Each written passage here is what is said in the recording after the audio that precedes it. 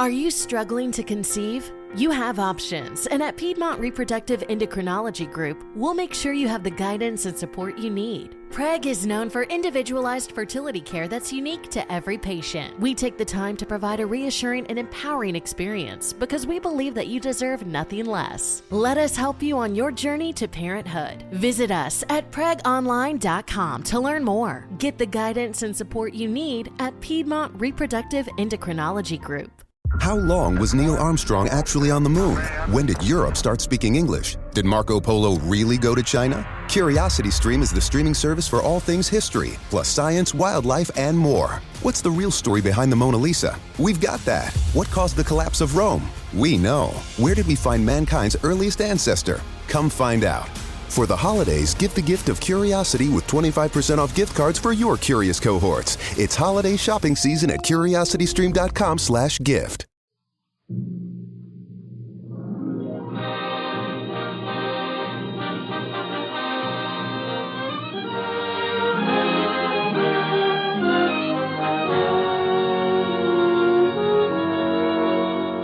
Presenting Walter Houston in America for Christmas on the Cavalcade of America, sponsored by the DuPont Company, maker of better things for better living through chemistry. Good evening. This is Walter Houston. Tonight on a small island in the lonely distances of the Pacific, an island you never knew before existed and will find with difficulty on the map, a troop of soldiers, a handful of Navy men, a few Marines, one or two flyers, and a medical staff are celebrating Christmas. I said celebrating, but perhaps there is a better word for it. Perhaps I should have said reminiscing about their former Christmas celebrations which took place in the dim and distant past, in different settings and under different circumstances. It is with such servicemen and women as these in mind that tonight we bring you this special Christmas play. And so, with the best wishes of the season, the DuPont Company presents America for Christmas by Peter Lyon, in which I have the pleasure of appearing in the part of a master of ceremonies for an overseas USO camp show entertainment unit. And we're happy to have as our soloist an authority on American folk music, the composer of Ballad for Americans, Earl Robinson.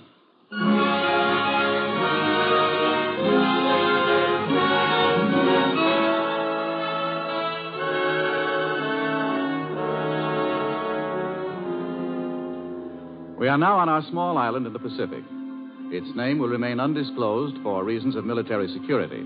But you can be sure that every inch of its ground is by now familiar to every man stationed there. By now, they've eaten their Christmas dinner and opened their Christmas packages. But there's one remaining package addressed to all the men still to be opened. A package of good cheer and glad tidings to the men in their home away from home. Ye who know will bless the poor, shall yourselves find blessing.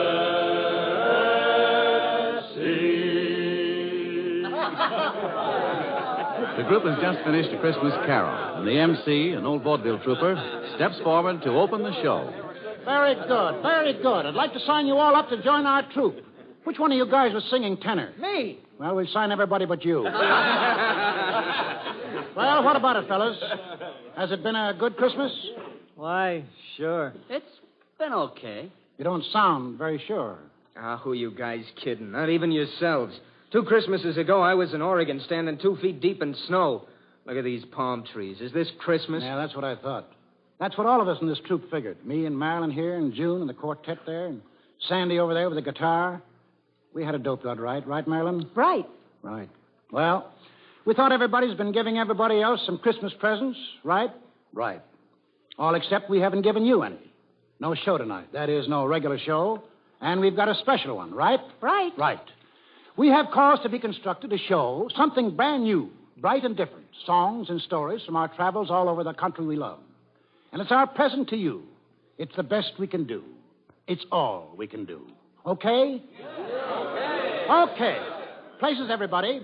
The stage, that's over there. No curtain, but you can imagine it now rising. Orchestra finishing the overture, lights dimming. Here it is, America for Christmas.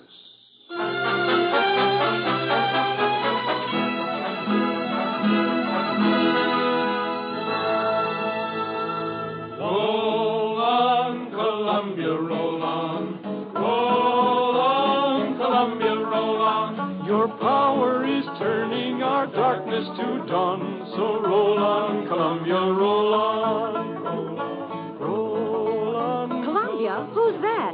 What are they singing about? They're singing about America, young lady, and Columbia is her symbol. She's a big country and a great country, a hot and cold country, an empty one and crowded. She's an all-over country. And whatever you want, you'll find her in America. That's why they're singing about her. They? Who are they? They're the people, young lady, the people who live in America and sing songs about her and tell stories about her and lie about her and brag about her and love her. The farmers on her plains and the men who built her cities and made her strong. Roll on, Columbia. Roll on, Columbia. They're all over America right now, singing and talking and telling tall tales.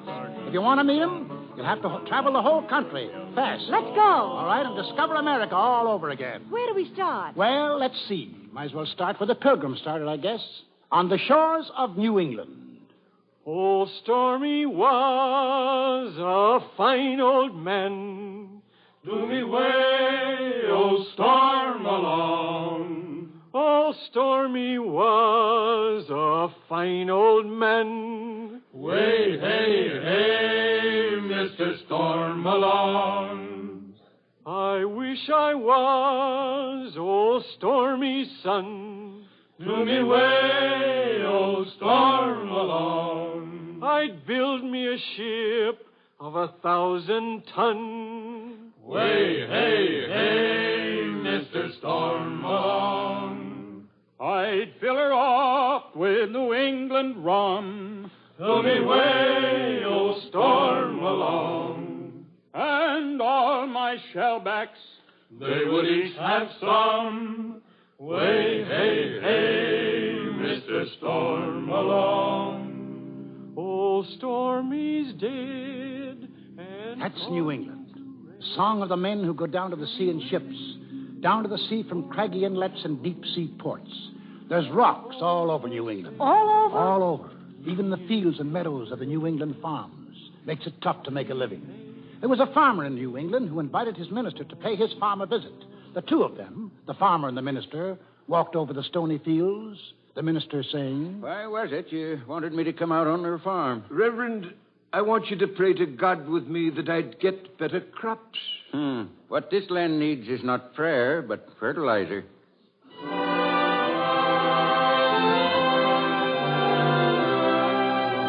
That's New England, a rocky country. Men get to be shrewd traders in that country. They have to. What's a shrewd trader? A shrewd trader is, well, do you want to watch a couple of shrewd traders in operation? A Yankee peddler with a wagon load of Yankee notions, pulled up in front of a Yankee general store. The storekeeper going down into the road and asking... what's the price of your razor strops? $1 each for these strops. $1 apiece? They'll be sold for half the money before the year's out. If one of these strops is sold for 50 cents within a year, I'll make you a present of one, mister. You will you? Now? Ben. Oh, you Ben. Yep. You're the witness to the contract. Yeah, I'm the witness. All right, peddler. I'll purchase a strop on those conditions. Here's your $1. Contract's a contract. I'll stick to it. Ben, I don't much like this strop now that I bought it. How much you give me for it? Hey. Well, guess seeing it's you, I'll give you 50 cents for it. Hey, now, see here. Here you are, Ben. 50 cents, it's yours. All right, you win. Here's your strop for free. Want to watch out for yourself when you're in Bethel, Mr. Peddler. Some pretty sharp fellows around here. Tolerable, but nothing to brag about. I made 75 cents on that deal. How's that? I got $1 for 2 strops, which cost me only 12.5 cents apiece. I heard of the cute tricks of you Bethel fellas. I generally sell these strops for only 25 cents apiece. But, gentlemen, if you want any more at 50 cents apiece, I'll be happy to supply your whole village. Yes, sir. Anything else you want to buy now? Nope. Been shaved enough by you tin peddlers. Want no more of you. It's very hard to condemn a whole class because of 1 or 2 dishonest ones. Give me a fair trial. I'm traveling all through this countryside. I can get rid of your unsaleable goods. Nope. Here. Tell you what I'll do. I'll give you a fair chance. I'll sell you anything I have in my wagon at my lowest wholesale price, and we'll take in exchange anything you please to pay me from your store at the retail price. Mm-hmm. Fair, ain't it? I'll look over your goods. Got a lot of whetstones there. About how much?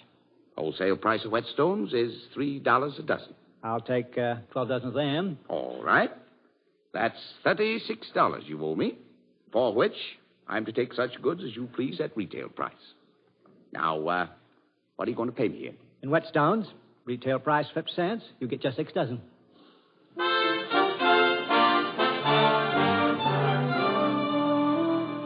There's a couple of shrewd traders. Let's move on. Let's get away from the rocky country. You think that's a bad country? Why, meet the fella from Yeah, Maryland. the dogs in Maryland are so poor that they have to lean against the fence to bark.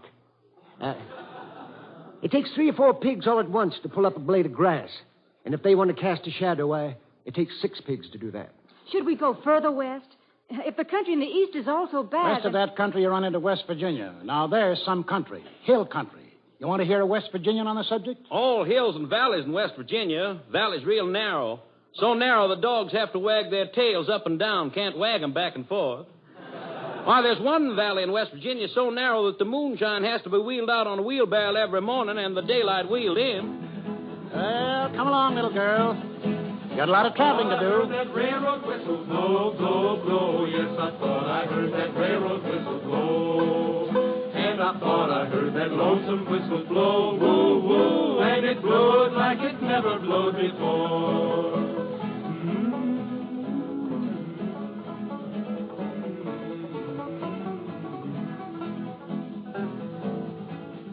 Taking this train, jump on. Where's it go? West? West, and it goes right by Pittsburgh. Have to look fast if you want to see it. Where is it? I want to see Pittsburgh. There's the Pittsburgh fella.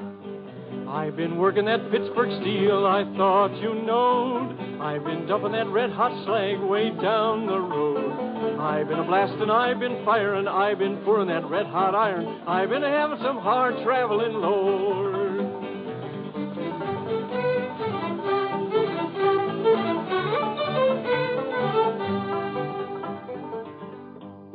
If you want to get iron, you go in the hole.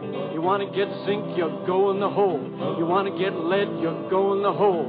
You want to get coal, you go in the hole. You want to get oil right out of the ground. You dig a little hole about 10 miles down, and that's what you get by going in the hole.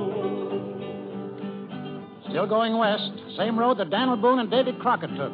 Only we can go a little faster. Riding on the Wabash Cannonball.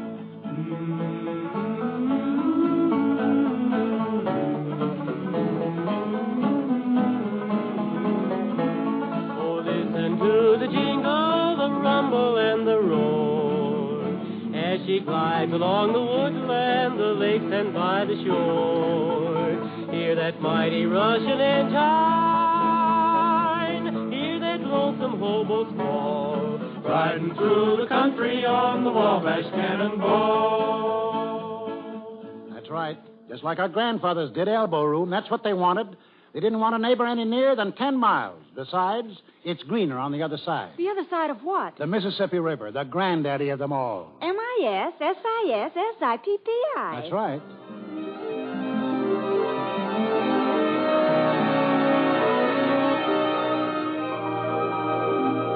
The rivermen, the boatmen, floating down on rafts, talking easy on the night air, talking big, talking quiet, making up stories just to hear the sound of their tongues wagging. Like these two men, talking about their river, the big old Mississippi. Listen to them. Yep, this nice old muddy Mississippi River water is wholesomer to drink than the clear water of the Ohio. Let a pint of this yaller Mississippi water settle, you'll have about a half to 3/4 of an inch of mud in the bottom. What you want to do is keep it stirred up. Yep, that's right. Now, there's nutrition in this good old mud. Hey, you look at the graveyards. That tells the tale. Why, trees won't grow worth shucks in the Cincinnati graveyard. But now in the St. Louis graveyard, why, the trees grow upward of 800 feet high. And it's all on account of the water that people drunk before they laid up. A Cincinnati corpse don't rich in the soil any.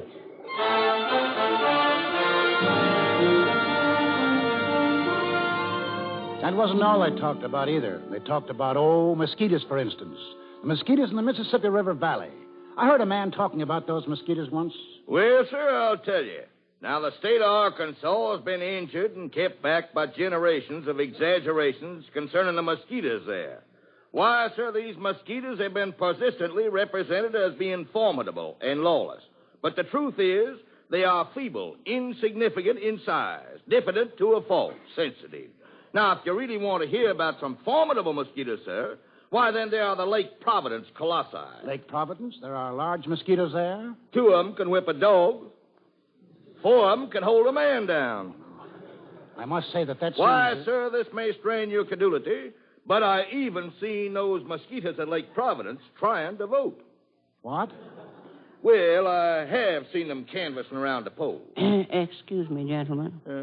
I overheard what you were saying about mosquitoes, and I was about to add simply that the biggest mosquitoes I've ever seen was a little further to the west, in Oklahoma. Years ago, gentlemen, I saw 4 mosquitoes kill a buffalo. Kill a buffalo, yes, sirree. And pick his bones clean and leave him to bleach in the sun. Good day, sir. What do you know? What's the matter? His stories seem a little sizable? I can't stand a liar, sir. I just can't stand a liar.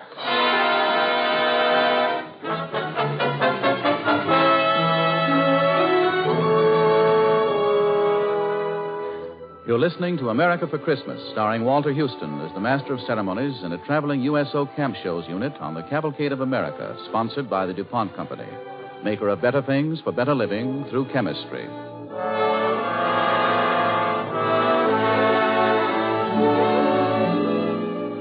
In our play tonight, Walter Houston portrays an old vaudevillian who is leading his USO troop through the Southwest Pacific.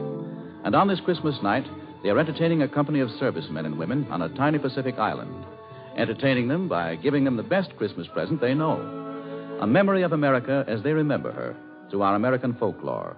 They've covered the eastern half of the country in their special Christmas show. They're in the valley of the Mississippi right now, and I think... Yes, they're in the station, buying their tickets to the next stop. Oh, that Rock Island line is a mighty good road. Yes, that Rock Island line is a road to ride. And if you want to ride, you gotta ride it like you find it. Get your ticket at the station on the Rock Island line. And so now we're across the Mississippi. This must be Arkansas. Please, Marilyn. What's the matter? The name of this state is not Arkansas, my poor benighted child. It isn't? That's what it looks like when you see it. Arkansas. No. Now, maybe you don't realize how strongly folks in this state feel on the subject. Years ago, there was a debate right in the state legislature when someone proposed that the state go on record to change its name from Arkansas to Arkansas. Another fella, well, he got up and made a big speech. Mr. Speaker, you blue-bellied rascal, I have for the last 30 minutes been trying to get your attention. And each time I've caught your eye, you have wormed, twisted, and squirmed like a dog with a flea in his hide. Gentlemen, you may tear down the honored pictures from the hall to the United States Senate. Pull down the stars and stripes. Curse the goddess of liberty. But your crime would in no wise compare in enormity with what you propose to do when you would change the name of Arkansas. Compare the lily of the valley to the gorgeous sunrise, the discordant croak of the bullfrog to the melodious tunes of the nightingale, the bray of a Mexican mule to the classic strains of Mozart. But never change the name of Arkansas. No, 1,000 times no.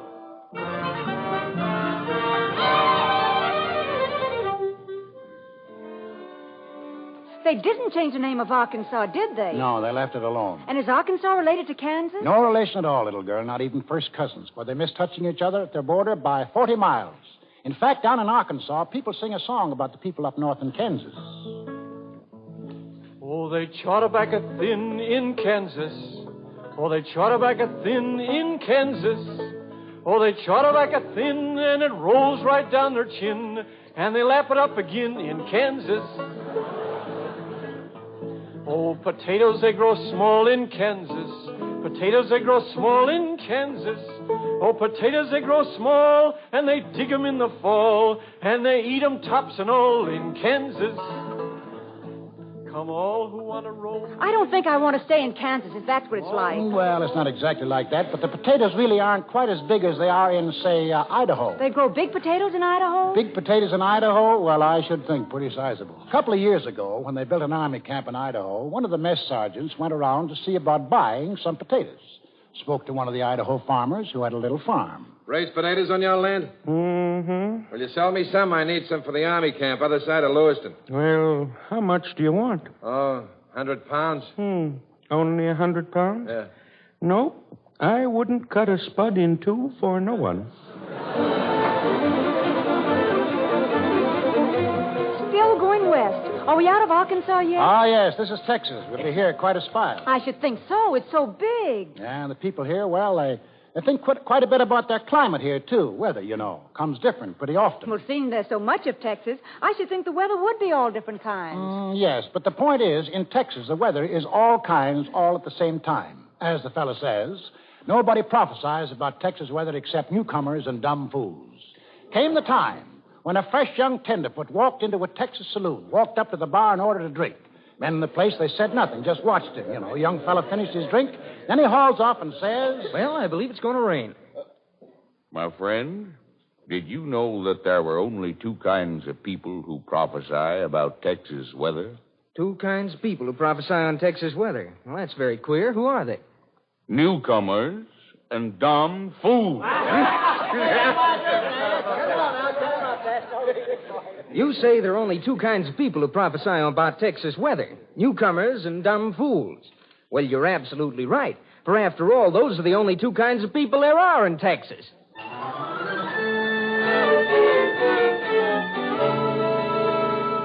Cow country through here, and to the north, and to the west. Further on west, you come to the desert, where it's dry. Yuma, where it's been known to get pretty warm sometimes when it's summer, and the migratory workers sing in the evening. I work in your orchard of peaches and prunes, and I sleep on the ground neath the light of your moon. On the edge of your city, you see us now and then. We come with the dust, and we go with the wind. California, Arizona, I make all your crops. Then it's up north to Oregon to gather in your hops. Dig beets from your ground, cut the grapes from your vine, to get on your table your light sparkling wine. Jump on, here we go again, north this time. Another train ride? I'm riding on this Blue River train. I'm riding on this Blue River train. Same old train that brought me here, and it's soon gonna carry me away. Got something special for you to see up north here. What's that? Something big? Biggest thing man has ever done. Well, this world has 7 wonders that the travelers always tell. Some gardens and some flowers, I guess you know them well. But now the biggest wonder in Uncle Sam's fair land, it's the King Columbia River and the Big Grand Coulee Dam up in the state of Washington. She winds down our granite canyon, she bends across the lea, like a silver running stallion down her seaway to the sea. Well, she ripped our boat to splinters, but she gave us dreams to dream of the day this Coulee Dam would cross that wild and wasted stream. Now as we join in battle to make all people free, that old Coulee Dam is fighting along with you and me. Yonder flies a flying fortress to fight for Uncle Sam, spawned upon the Columbia River by the Big Grand Coulee Dam.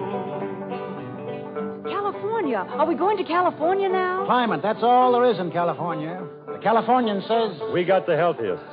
It's so healthy, when we started a graveyard, we had to shoot a man. Hearing which, if you raise your eyebrows in polite disbelief, the Californian says further... We don't have to prove it. We admit it.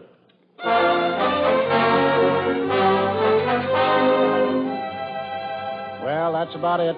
Time to be getting back home now. What? Oh, but we haven't seen nearly everything. For every part of the country, a song or a story. Not time and half an hour to do them all justice.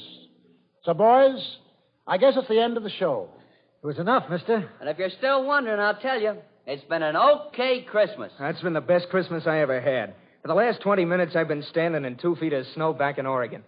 Okay, and we'll have one last song. Everybody sing. For every part of the country, a song or a story. But all the parts, all the states add up to one mighty whole. One America. Roll on, Columbia. Roll on. Oh, roll on, Columbia, roll on.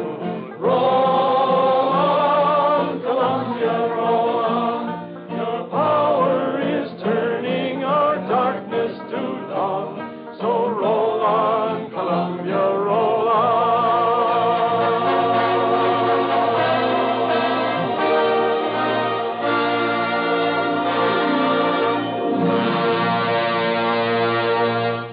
To you, Walter Houston, and the members of tonight's Cavalcade cast, our thanks.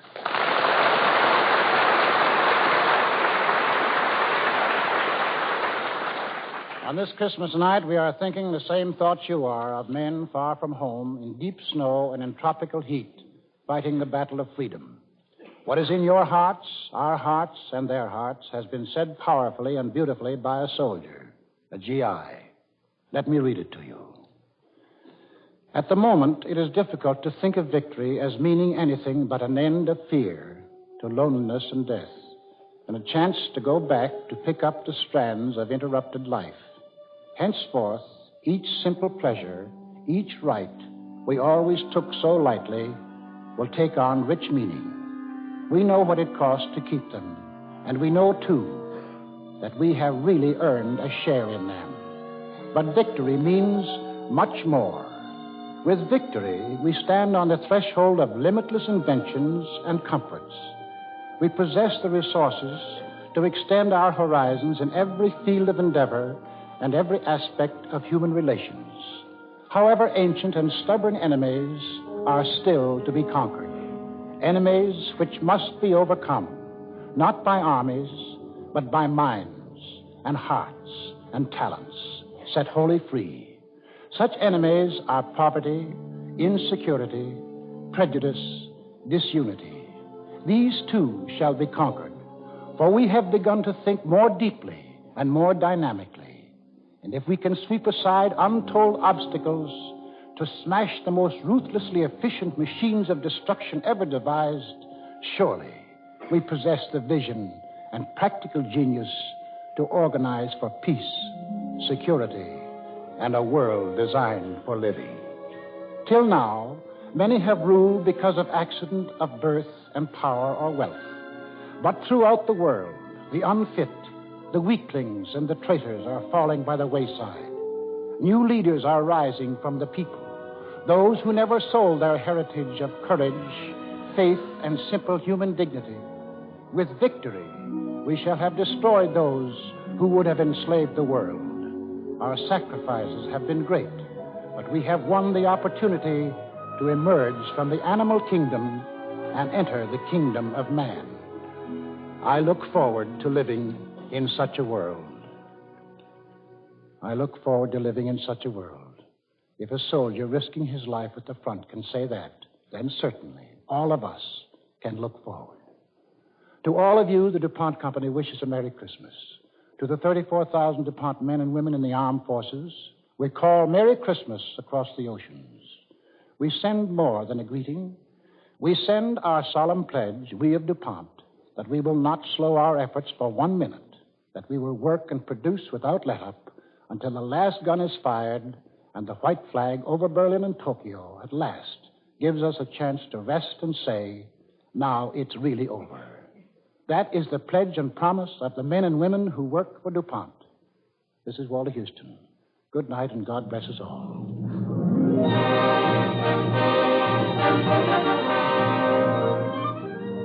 Next week, the Cavalcade of America will bring you Anne Harding in Westward the Women, the story of Abigail Scott Duniway. Abigail Duniway, a farmer's wife, lived in the Oregon Territory in 1850. She managed a household. She raised 4 children. She was an average woman of that place and time with one difference, and this difference was an idea born in Mrs. Dunaway's kitchen, an idea which today affects the life of every American woman who fought for it. Listen next week to Westward the Women, starring Anne Harding on the Cavalcade of America.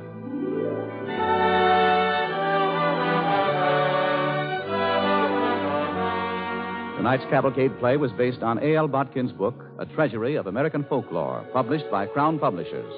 For use of special songs, Cavalcade is indebted to Woody Guthrie, and for their arrangement and direction to Earl Robinson.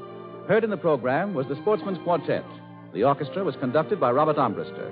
This is Gain Whitman sending you season's greetings on behalf of Cavalcade sponsor, E.I. DuPont de Nemours Company of Wilmington, Delaware.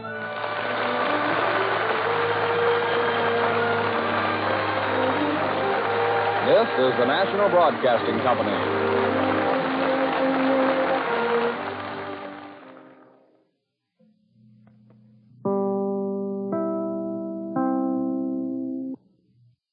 It is Ryan here, and I have a question for you. What do you do when you win? Like, are you a fist pumper, a woohooer, a hand clapper, a high fiver? I kind of like the high five, but if you want to hone in on those winning moves, check out Chumba Casino. At ChumbaCasino.com, choose from hundreds of social casino-style games for your chance to redeem serious cash prizes. There are new game releases weekly, plus free daily bonuses. So don't wait. Start having the most fun ever at ChumbaCasino.com. No purchase necessary. VGW. Void where prohibited by law. See terms and conditions. 18+. Hello, it is Ryan, and we could all use an extra bright spot in our day, couldn't we? Just to make up for things like sitting in traffic, doing the dishes, counting your steps, you know, all the mundane stuff. That is why I'm such a big fan of Chumba Casino. Chumba Casino has all your favorite social casino-style games that you can play for free anytime, anywhere with daily bonuses. That should brighten your day a little. Actually, a lot. So sign up now at ChumbaCasino.com. That's ChumbaCasino.com. No purchase necessary. VGW. Void where prohibited by law. See terms and conditions. 18+.